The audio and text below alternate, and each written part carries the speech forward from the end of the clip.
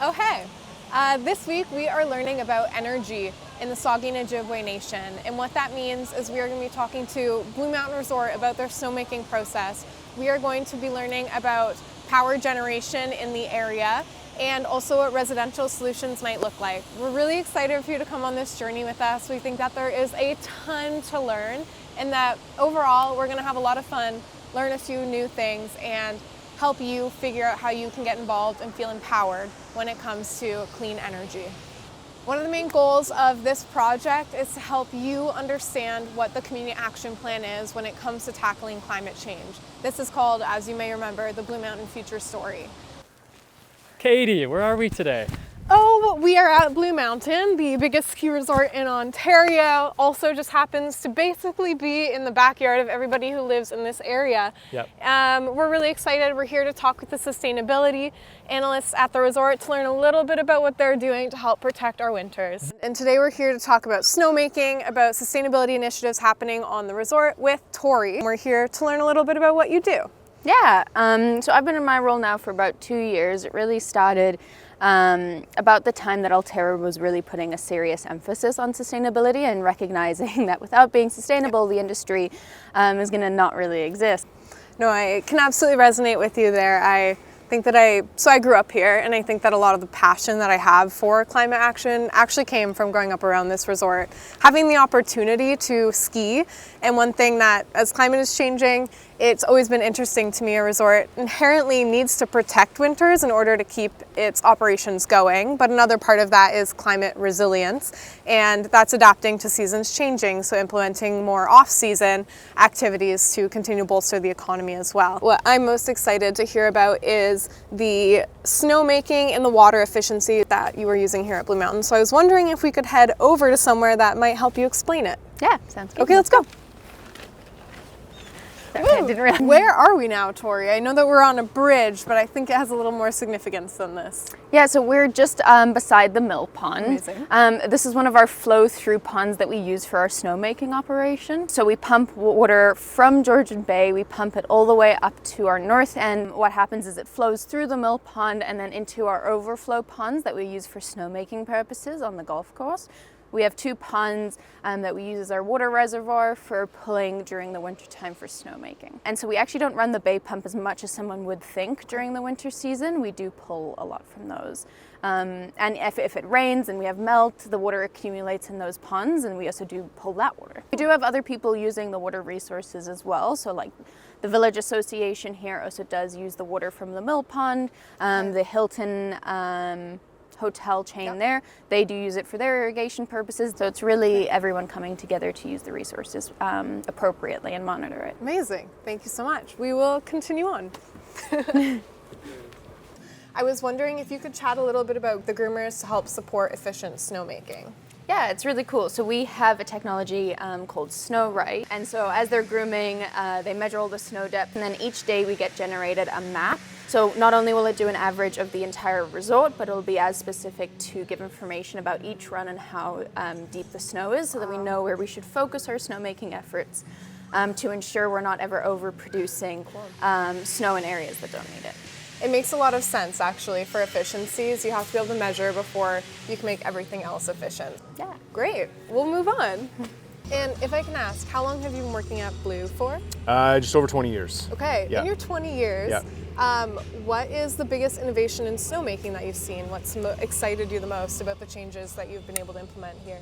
Yeah, and it was definitely a little bit before my time, but it's just general automation, I think, with snowmaking. Okay. And these orange guns, like higher temperature guns, so guns Okay. that make snow at -2.5, -3, depending on the humidity, and allows us to take advantage of windows of snowmaking. So, windows of snowmaking, you mentioned you might have 5 hours too. Are windows of snowmaking getting smaller as the years go on? Have you noticed any of that change? I mean, over the last 2 years, for sure. Okay. For sure, you know, and just the amount of temperature kind of below -10. Yeah. The amount of hours below -10 has shrinked drastically over the last couple years, but we're preparing for it, right? Right. To try and make snow at higher temperatures as much as we can. And is the hope when you get a new groomer, are you phasing one out typically? Yep. So Yep. eventually they'll all be like highly efficient. Yeah, there's definitely savings in fuel. Somewhere up, sometimes they say up to about 30%, but you know, that also depends on the operator, it depends on the conditions and all that sort of stuff. So it's not a straight line. And I think it's really important to mention that Blue Mountain is one of the biggest employers in the local economy, and that's why it is so important that it is resilient to climate change, because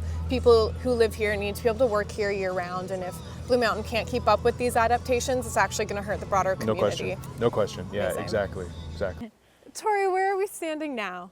So we're in the heart of our summer attractions. Cool. We've got lots going around. We encourage guests to get outside in nature and appreciate what's around them without requiring a lot of energy, fuel. Really, these are just human-powered attractions. That is so much fun, and it definitely allows you to be a kid again, which is a fantastic experience. I want to jump a little bit to chat about Alterra. So we mentioned earlier that Blue Mountain is owned by Alterra Mountain Company, and I know you sit on a sustainability committee with Alterra. And what is that experience like? Yeah, it's really awesome. So with Alterra, they own 16 or more ski resorts across North America. So they've committed to reduce their emissions by 50% by 2030, use 100% renewable energy, and then of the remaining emissions, they're going to be carbon neutral through offsets. Are there any ambitious projects that maybe haven't started yet but are like a wish that you would want to see? I would say we've got a lot on the go. My biggest thing is using technology to our benefit, so integrating things like AI and smart information so that we don't waste time doing tedious small tasks, is rather looking at those bigger holistic pictures. So we've had a great time here at Blue Mountain Resort. Thank you for showing us the snow operations and giving us a little bit of insight into the work that you do. We wish it was ski season because we would literally ski down this hill and go have a lot of fun, but I'm sure we'll see you around this winter. Yeah, thank you so much. I really appreciate it. We learned about two main things going on with Blue Mountain here today. One is climate resilience, and that means the resort is adapting to allow themselves to continue to be an economic driver year-round and adapt to the changing climate.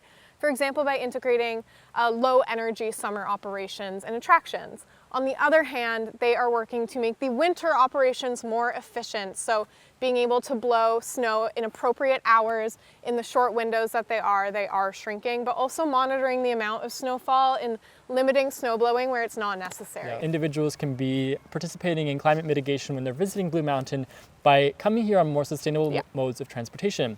So we did learn that the Blue Mountain Resort has a shuttle that goes all the way to Toronto in the wintertime. There's also the Flix bus, which goes from Union Station, Pearson Airport, all the way to Blue Mountain and beyond. There's the resort shuttle once you get here, and the town of Collingwood has their own transportation system. That brings you to Blue Mountain. Yes, so there are many sustainable ways to get to the resort. And you'll have some great conversations along the way. Yep. Speaking of conversations, we have some really great conversations to get to when we're talking about energy. So we are going to hop away now. Yay. Atticus, where are we? We are at the Nuclear Innovation Institute in Port Elgin, Ontario. We're so excited. We're here today to meet Chad, who's going to tell us all about the research going on at the Nuclear Innovation Institute and how they support energy makers like Bruce Power, who are really big players in our area and also in the nuclear industry in Ontario. We're hoping to bust some myths, learn a little bit more about what production of nuclear energy actually looks like and what we can take away from it. But overall, we're excited. Yeah. Yep, let's go find out. NII is an independent, not-for-profit organization with a vision to create a Canadian landscape that celebrates an innovative nuclear sector as an integral part of our clean energy future. We work with our founding member network, who includes Bruce Power, ES Fox, Connectrix, BWXT, and Cameco, to drive innovative process development and innovative process change within the nuclear sector. And we also lead public interest programming that deals with everything from economic development opportunities in clean energy to creating an isotope ecosystem here in the region that's supportive of the advancement of medical isotopes, to driving innovative climate solutions. How does nuclear feed into the green energy sources? So we're looking at wind, solar. Nuclear is a great companion to them. How do they consider energy storage also? Other sources like wind and solar have their role to play, but the challenge with some of those sources is that they are intermittent.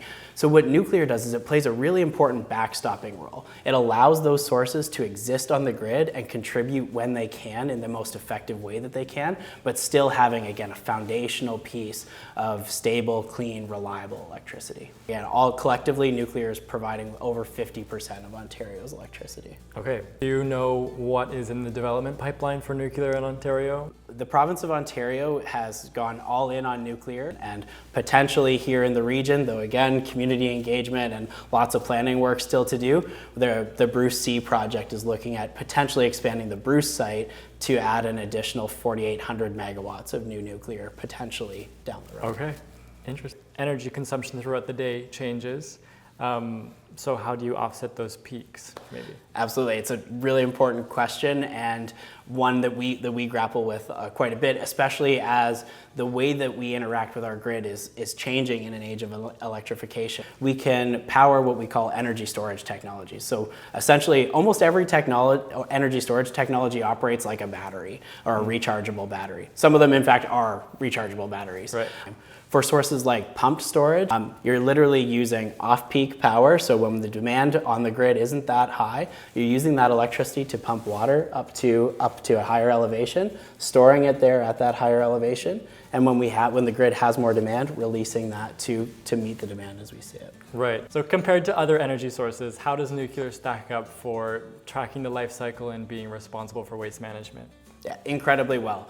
Same could not be said for other sources of generation. If you think of fossil-based sources of energy generation, their waste goes into the atmosphere and into the air, which is causing some of the problems that we're seeing when it comes to climate change. And so when we're not emitting those emissions into the atmosphere, then we're all the better for it. And what are some other myths that we want to bust about nuclear power?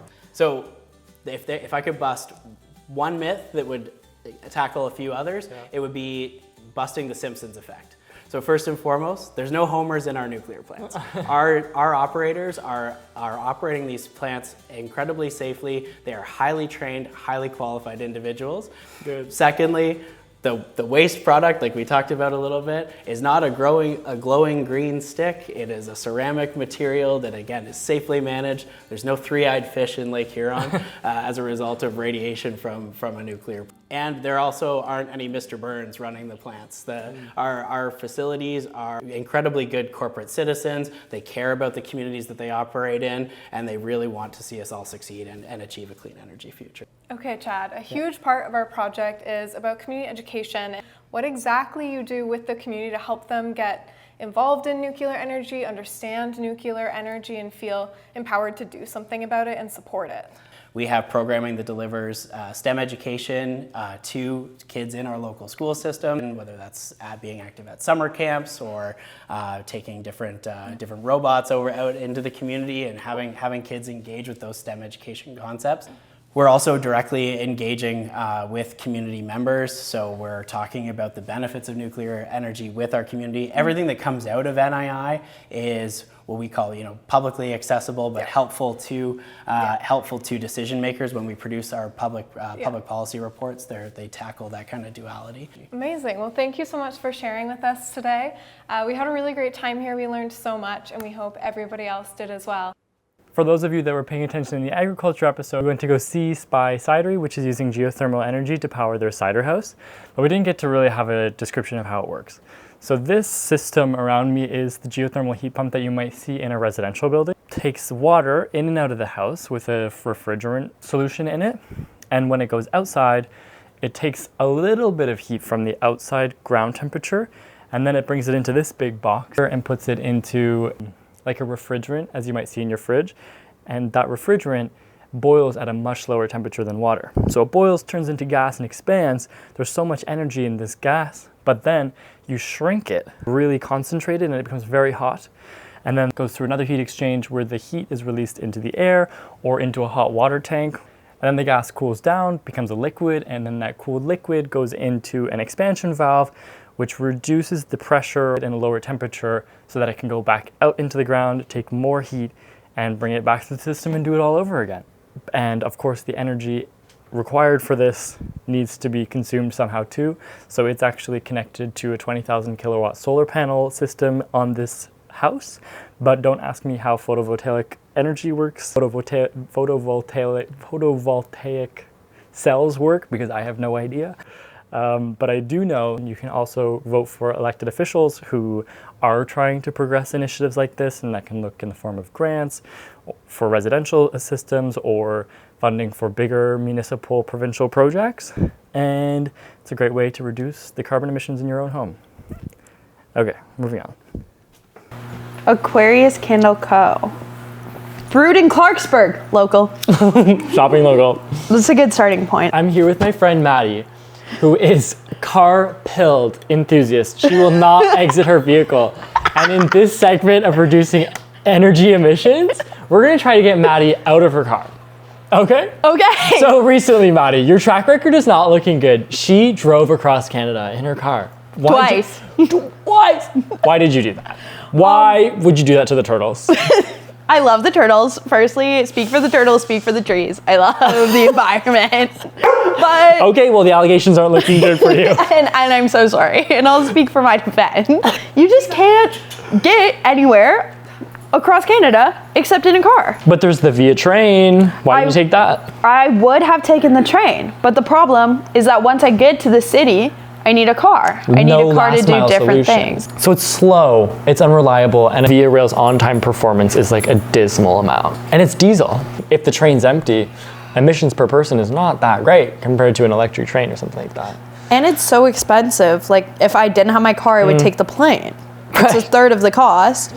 And to take the plane, I would have to sell all my stuff and just buy new stuff, which is probably worse for emissions. Hey. Or just ship all my stuff, which also isn't good for emissions. So true. Okay, so maybe we should all be driving cars then. Is that what you're saying? I'm not saying we should all be driving cars. I'd like us to get better transit infrastructure. The bus is only coming every 10 to 15 minutes. Sounds really privileged, but I wouldn't want to wait any more than I have to really wait, walking and parking and the inconveniences of getting the car. No, that's so fair. Like, if it is the equal amount of getting the car, then I would just take the bus. It's also way cheaper. Like, I would rather take the bus. Right. Just when there's a risk I'll miss work or things like that. No, totally. Craziness. So cars. So cars, we gotta be driving the cars. But it is $1,500 a month, which is what Jamie told me, actually. Isn't that like crazy? the average cost of ownership, that is crazy. That's insane. That's my rent. So times 2. If we're gonna talk about energy reduction, cars probably not the best idea for that. What about active transportation? I'm walking in a major way. Great, but most walkable neighborhoods in Canada, which have lower transportation emissions for their residents, are the most unaffordable at the same time. Yeah, it's true. When you were shopping for an apartment, did you consider location versus like transportation costs? Or transportation emissions? I don't think I considered emissions. So you hate the environment. Back to the car, everybody, back to the car. No, I don't think I considered emissions, but I considered convenience because I know I like walking places. Okay. So I considered whether where I was living would be walkable from where I could work because I didn't want to drive to and from work. I thought that was inconvenient. How expensive would gas have to be for you to be like, I'm never driving again? This is too expensive. If it was like double what it is now, I would not drive anymore. Listen to that. Let's hike the prices. No one would drive again. Carbon tax. I understand that a lot of people can't get rid of their cars in this area. North American planning is super car dependent, and we're not going to solve that right now. Yes. But once you get home, what are some of the ways you can reduce energy consumption in your day-to-day life? Yeah, I turn off the lights. Do you feel bad? do you feel bad if you wake up and there's lights on? Do you know what percentage of Ontario's power grid is clean energy? It's 90%. Really? The Ontario power grid is surprisingly clean. That's amazing. Yeah, we can wrap up the show. There is no more work to be done. Wait, that's crazy. Okay, well, Maddie, it has been wonderful to hear about your insights on energy usage in the home. But more broadly speaking, what do you think is the best way that any individual can be involved in climate action, do you think? I think that it's really important for people to vote, especially in small local elections. It matters even more there. There's lots of ways to get involved in local politics. You can go to your town halls, you can go to debates, you can also do independent research. I encourage people to get outside of social media, confirmation bias, and arguing aggressively doesn't necessarily reflect certain parties' views. Okay. And you should always thrift. Always thrift. Go to the BVO. How about? Go to the BVO. We love the BVO. Swap clothes with your friends. Yes. Stop buying new clothes. People don't need that many new clothes. No. Tell the people where you got your clothes from. This I got at a vintage store in Toronto. Yeah. This was from a thrift store somewhere. Yeah. And these are from a local business in Collingwood. Okay, local business is good. If you buy new, high quality items. My mom made these socks. Yeah. Thanks. That's local. Shout out Annalie Rossworm. That's as local as you can get. And I bet she sourced the materials from the downtown yarn store. Maybe. She used to, well, sometimes she'll spin the yarn herself from local sheep. And dye it. Get her on the show. Get her on the show. Spinning the yarn yourself? That's zero emissions. That is so local. That's 0 emissions. Katie would love that. Yeah. The last question that we've been asking everybody is, in your opinion, how can community members get involved in climate action, especially when it comes to interacting with the resort? Education is my personal favorite. So we're very fortunate to have POW, Protect Our Winters. Yeah. They have a Collingwood chapter that's recently started up. And so it's getting together with like-minded people to learn and educate. And then I would say the second thing is just when guests come to the resort, if you are coming up from the city, we do offer a shuttle bus. Utilizing things like that, I think, is a great way for guests to be able to make their impact. How can a community member get more involved in a clean energy transition or in sustainability, in your opinion? For fundamentally, the best thing that someone can do to be active in creating a clean grid environment is to learn about what it takes to create a clean grid here in Ontario. And we know that the more people learn about nuclear energy, the more they love it. And so really get to know nuclear, get to love nuclear, and certainly use the NII as a resource in that journey. So definitely members of the community should feel free to contact us if they have any questions about anything they read about nuclear energy. And just before we leave, we have one final treat for everybody. Okay, here we go. I wonder what it will be. Okay. Dad joke. Dad joke. Okay. All right. Why do Ontarians love learning about nuclear energy? Why? Because they don't like getting left in the dark. Okay.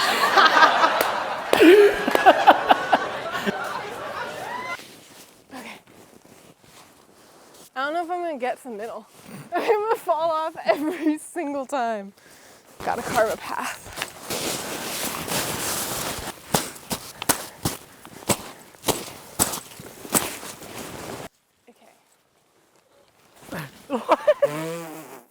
My glasses. This log is a lot thinner than I was expecting. Right? Okay. As you can see, this episode has taken us a while. It is now 2025, and we are in the middle of winter at Clendenin Dam.